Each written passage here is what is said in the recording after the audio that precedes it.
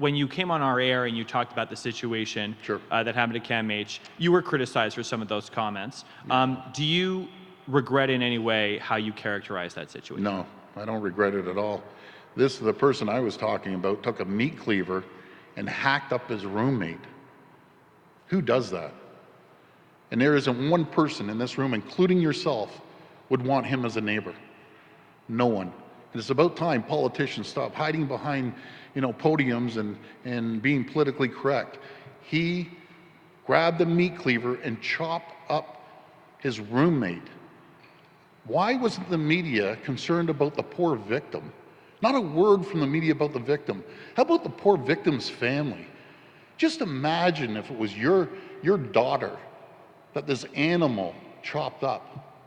That's sickening. And then he's wandering around and no one knows where he is. He could be down the street right now. So no, I don't. We have to put in policies. And then, by the way, 9 other people walked away from CAMH. You remember the person on the Greyhound that beheaded the person and started eating him? Well, guess what, my friends? We paid for his education. He's walking free right now. And I'm supposed to be a bleeding heart saying, oh, let's take care of him?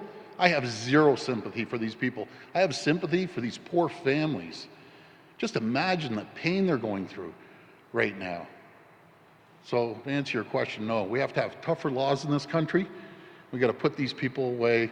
And if they have mental health issues, they can be dealt with in jail. Simple as that. Are you concerned that when you make comments about him being an animal, and comments about people with mental illness, how they should be treated while being in jail, that these types of comments might be prejudicial to people like him getting fair legal proceedings here in Ontario? You got to be kidding me. You're telling me I should sympathize with people that murder people?